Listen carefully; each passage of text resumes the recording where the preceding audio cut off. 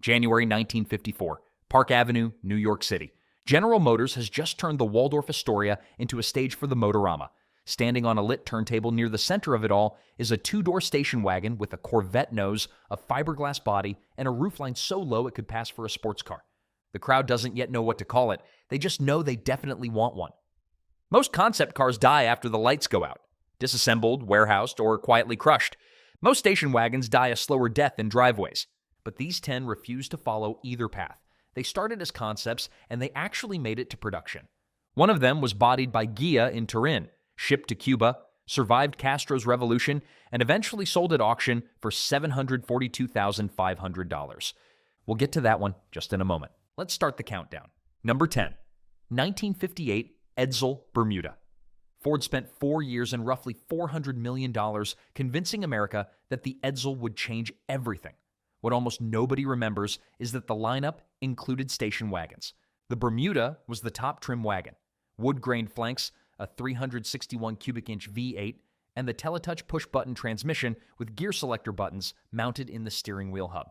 That feature came directly from Ford's advanced engineering proposals of 1955 and 1956. So did the vertical horse-collar grille and the boomerang taillights. Bold ideas. The production car kept every single one. But the public still didn't want them. Ford built 2,235 Bermudas. The base two-door Roundup, 963. Donna Reed drove a Bermuda on her TV show. It was the most glamorous endorsement of the least wanted car in American history. The Edsel failed because it was too ambitious, but the next station wagon was killed for the opposite reason. An engine, it was promised, that never arrived. Number 9, 1977 to 1980, AMC Pacer Wagon. In 1971, AMC designer Richard Teague started drawing a car that broke every rule. Cab-forward layout, panoramic glass so wide it looked like a fishbowl on wheels, and at the center of the floor plan, a rotary Wankel engine, promised to AMC by General Motors. Then GM canceled their rotary program, and AMC had left with a revolutionary body but with no engine to put in it, so they crammed their existing inline-six into Teague's concept body. The result was 800 pounds heavier than planned. The coupe launched for 1975, and for 1977, they stretched the roofline backward and gave America the Pacer wagon. It outsold the coupe immediately, 37,999 wagons in 1977 alone. An American magazine said this was what the Pacer should have been from the beginning. The panoramic glass, cab-forward proportions, and rack and pinion steering all survived from Teague's 1971 concept. Wayne's World turned the Pacer into a punchline. However, the collector market turned it into a $25,000 car. AMC improvised with the engine they had, but the Buick Century Caballero started with one of the most precise visions in GM history, and a pillar count of 0. Number 8, 1957 to 1958 Buick Century Caballero. Every automaker at the 1954 Motorama was chasing the same question. What if a station wagon didn't look like a station wagon? Most of them answered with sketches, but Buick answered with a production car that had no B-pillars at all. The Caballero was a 4-door hardtop wagon, every window rolled down, nothing between them except air and chrome. Under the hood sat a 364 cubic inch nailhead V8, putting out 300 horsepower through a flight-pitch Dynaflow automatic. It cost more than Buick's own convertible, and its bodies were fabricated by the Ionia Manufacturing Company in Owasso, Michigan. The 1958 version wore 160 individual chrome squares in the Fashion Air Dynastar grille, one of the most extreme front ends of the entire jet age. Buick built 10,186 in 1957, and only 4,456 in 1958. Then the recession hit. For 1959, every Buick wagon went back to pillared construction. The dream lasted exactly 2 years. Clean examples now clear 6 figures at auction. The collector market decided what the accountants wouldn't. This car was worth keeping. Buick went bold for 2 years, but this next one went bold for 29. Number 7, 1963 to 1991 Jeep Wagoneer. In 1960, Willys Overland called industrial designer Brooks Stevens with a simple brief, replace the aging Jeep station wagon. But what Stevens sketched back wasn't a replacement. It was the whole blueprint for every luxury SUV that followed, for the next 60 years. The 1963 Wagoneer was the first 4x4 with an automatic transmission, first with independent front suspension, first with an overhead cam 6-cylinder truck engine. Every single feature came directly from Stevens' design studies. Zero compromise between concept and showroom. And that same SJ chassis, it ran from 1963 through 1991. 29 model years, essentially unchanged. The Super Wagoneer of 1966 became the original luxury 4x4, priced at nearly $6,000 when a base model cost half that. By 1984, the Grand Wagoneer name was attached, and the idea of a leather-trimmed, wood-paneled four-wheel drive wagon had already become its own market segment. Grand Wagoneers still fetch $80,000 to $150,000 today, but the concept Stevens drew in 1960 is worth considerably more because it didn't only fill a gap, but invented a category. Stevens designed the Wagoneer to last, but he designed this next model for a completely different reason: to save a dying company on a shoestring budget. Number 6, 1963 to 1966 Studebaker Wagonaire. Brooks Stevens patented a sliding rear roof panel for station wagons in 1959. The idea first debuted on his Scimitar concept at the Geneva Motor Show, built on a Chrysler chassis to demonstrate aluminum bodywork. But nobody bought the patent.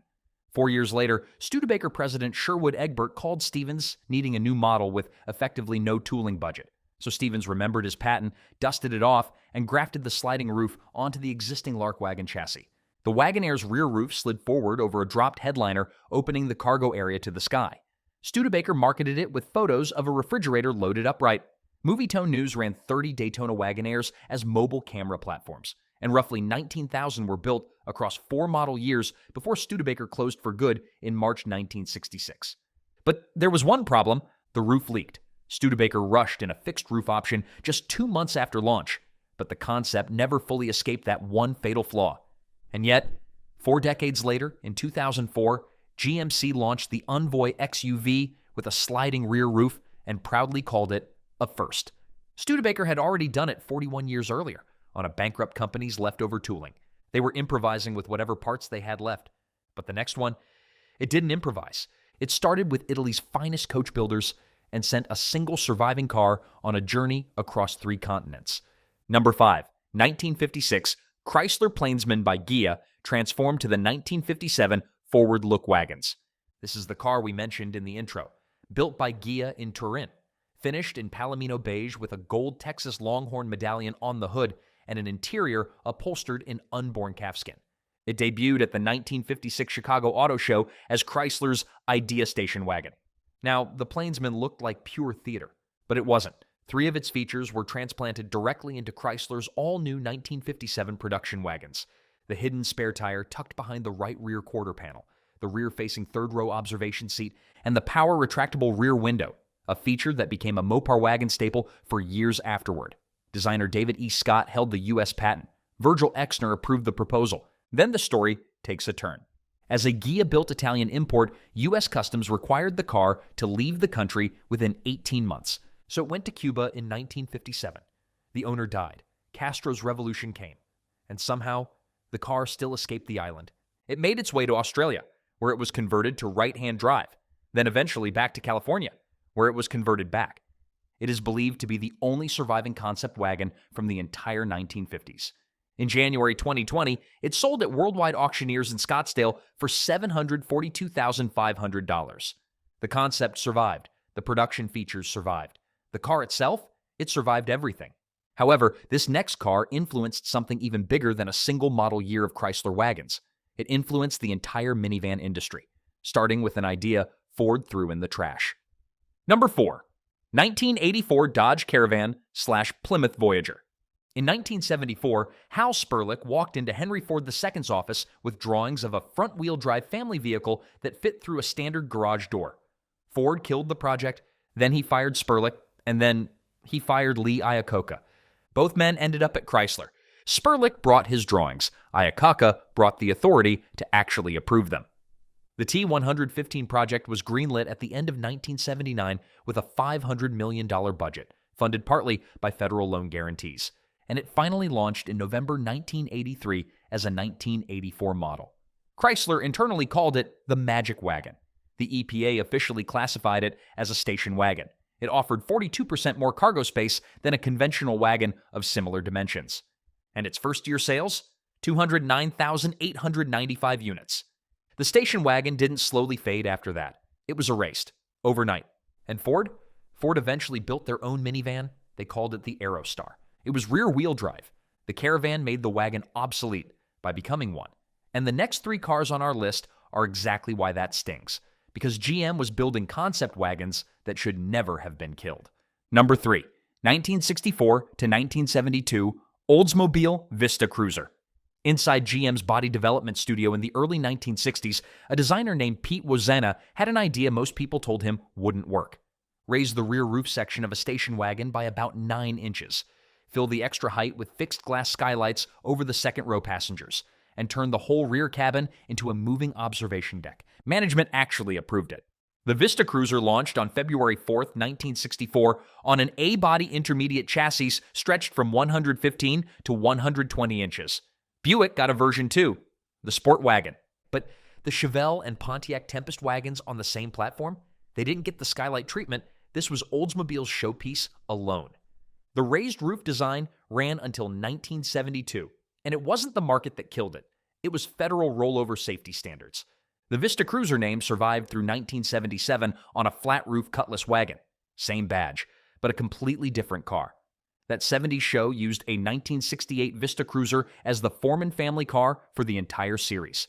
And if you sat in the way back as a kid, making faces at the driver behind you through that rear window, there's a solid chance it was one of these. The name survived, but the idea didn't. At least not the way Wozena originally imagined it. The station wagon number 2 on our list shares a concept with the car at number 1, and half the people chasing that car at auction don't even know this one exists. Number 2, 1955 to 1957. Pontiac Star Chief Custom Safari. When Harley Earl walked out of the 1954 Motorama, knowing his Corvette-based wagon concept had won the crowd, he didn't only call Chevrolet, he called Pontiac too. Same roof, same rear glass, same tailgate, but a different chassis, different engine, different trim level, and a name that almost nobody remembers today. The Star Chief Custom Safari launched as a mid-year model on January 31st, 1955. It rode on Pontiac's longer 122-inch chassis with a Stratostreak 287 V8 making 180 horsepower, and came with a leather interior as standard equipment. The bodywork was shared with the Nomad.